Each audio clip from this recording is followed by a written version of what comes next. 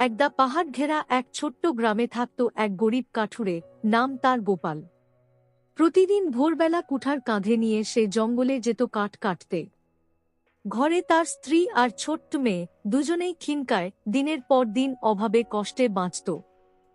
একদিন গোপাল জঙ্গলের একদম গভীরে ঢুকে দেখে এক সাদা পায়রা শিকারীর জালে আটকে কাঁপছে। গোপাল দৌড়ে গিয়ে জাল ছিঁড়ে পায়রাটিকে মুক্ত করে দিল। পায়রাটি মিষ্টি স্বরে বলল, গোপাল, তুমি আমায় বাঁচালে। আমি জাদুর পায়রা, তোমার দয়া আমি ভুলব না। কাল সূর্য ওঠার আগেই পুরনো বটগাছটার গোড়ায় এসো, তোমাকে একটা রহস্য জানাবো।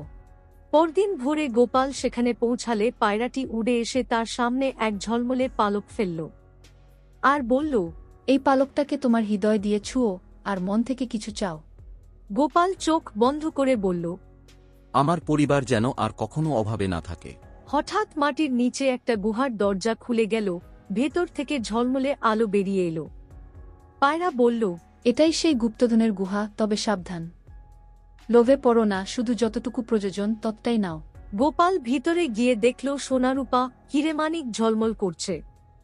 সে কিছুটা সোনা ও রূপা নিয়ে বেরিয়ে এলো। সেই দিন থেকেই তার সংসারে সুখ ফিরল, ঘর বানালো, মেয়েকে পড়াশোনা শেখালো, গ্রামের গরিবদের সাহায্য করল। কিন্তু কয়েকদিন পর গ্রামের এক লোভী লোক তার এই সুখ দেখে ঈর্ষায় জ্বলে উঠল।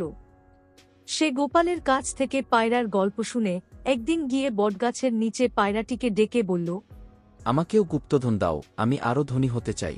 পায়রা বলল, শুধু প্রয়োজন মতো নাও। কিন্তু লোকটি লোভে অন্ধ হয়ে গুহা ভর্তি সোনা তুলতে লাগল। তখন গুহার দরজা ধপ করে বন্ধ হয়ে গেল আর সে চিরতরে অদৃশ্য হয়ে গেল। গোপাল সেই দিন থেকে আরও বিনয়ী হয়ে গেল।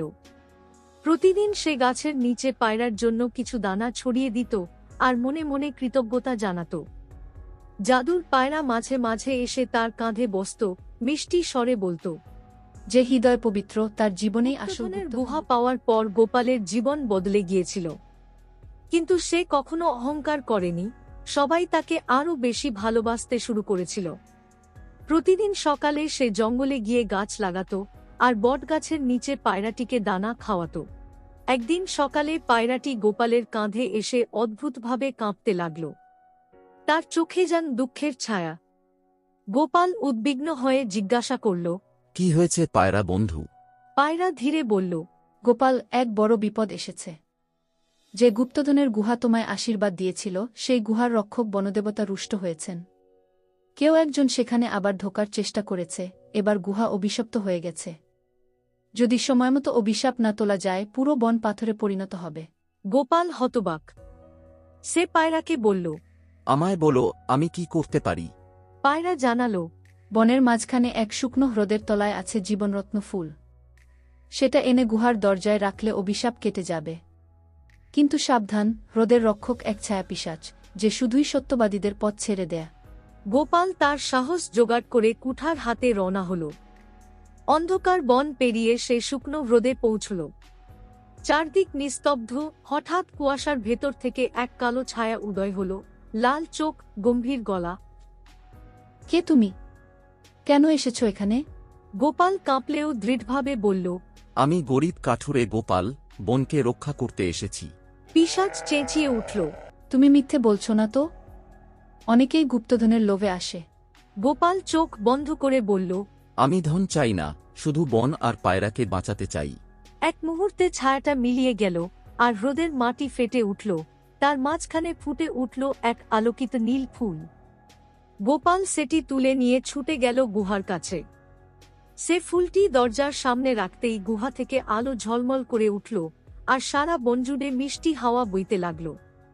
পায়রা উড়ে এসে গোপালের মাথায় বসে বলল, তুমি শুধু বনকেই নয়, আমাকেও মুক্ত করলে। অভিশাপ কেটে গেছে।